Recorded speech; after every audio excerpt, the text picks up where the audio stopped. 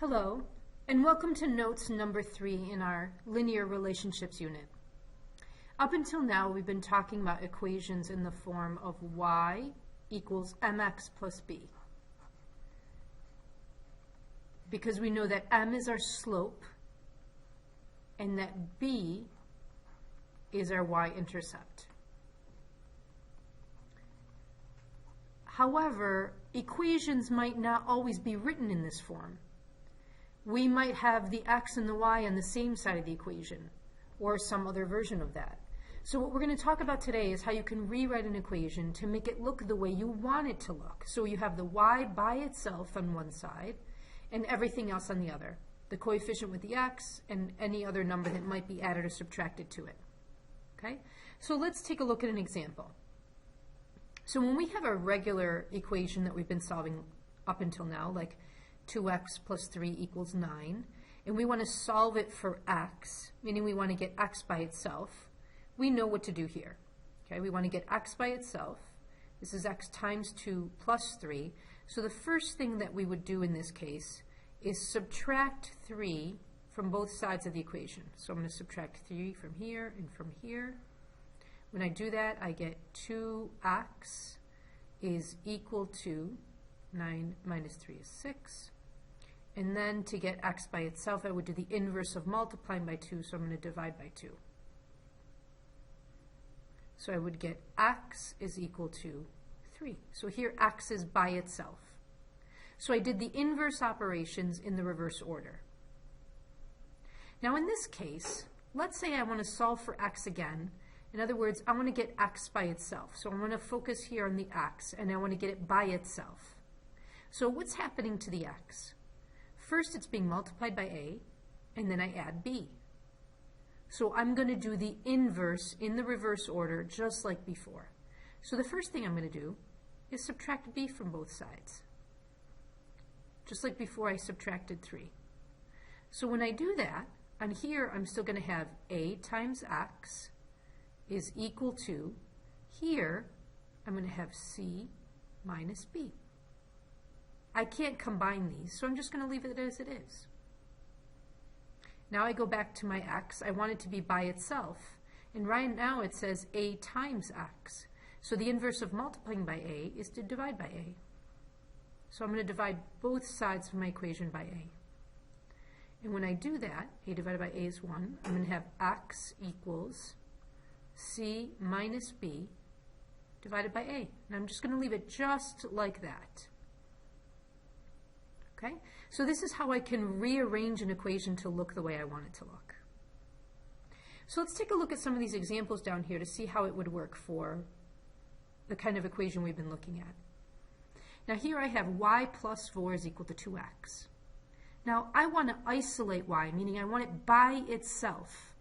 Here this says y plus 4.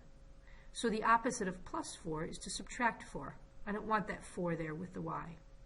So when I do that, 4 minus 4 is 0.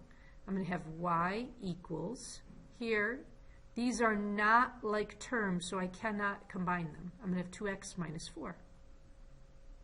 So now when I look at the equation like this, I can interpret this equation.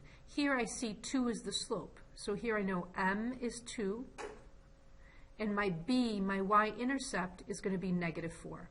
Whereas before I couldn't tell that because it wasn't in the right form. Okay, let me try the next one. Here this says 2 times y is equal to 10x plus 8. Well, I don't want it to say 2y. I want it just to say y alone. So I'm going to do the reverse of 2 times y. I'm going to divide both sides by 2. 2 divided by 2 is 1. So I'm going to get 1 equals, I'm going to divide both of these by 2. 10 divided by 2 is 5. So I'm going to have 5x plus 8 divided by 2 is 4. So now I have y equals 5x plus 4. So when I look at this, I see that my slope is 5, and my y-intercept, my b, is 4. So again, it's much easier to see the slope and the y-intercept when it's written like this.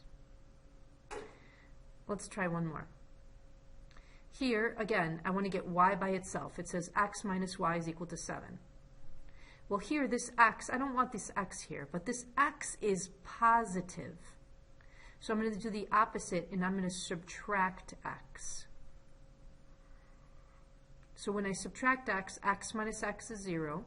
Here I still have negative y is equal to 7 minus x. I cannot combine these because they're not like terms. But here again, I want to get y, not negative y. So the opposite here would be to divide by negative 1, and that would, the negative divided by negative would make it a positive. So I'm going to divide everything by negative 1. So when I do that, I'm going to get y equals negative 7, because 7 divided by negative 1 is negative 7. A negative 1x divided by a negative is positive, plus 1x, or plus x. So in this case, I see that my slope is 1, because the coefficient of the x is 1, and the b, my y-intercept, is going to be negative 7. Okay? All right, let's try one more, and then you're going to do the rest on your own. Now in this case, I have 3 and then parentheses 4 minus y. So before I can do anything, I know I have to distribute that 3. So the first thing I'm going to do here is distribute 3 to both terms. I'm going to have x equals 3 times 4 is 12. 3 times a negative y is minus 3y. Now, I want to solve for y, meaning I want to get y by itself. So the first thing I'm going to undo is this 12. Okay? So I'm going to subtract 12 from both sides. So here these are not like terms, so I'm going to get x minus 12, I cannot combine them, equals, these cancel, here I have negative 3y. So this means negative 3 times y. So I'm going to do the inverse of multiplying. I'm going to divide both sides by negative 3. Okay?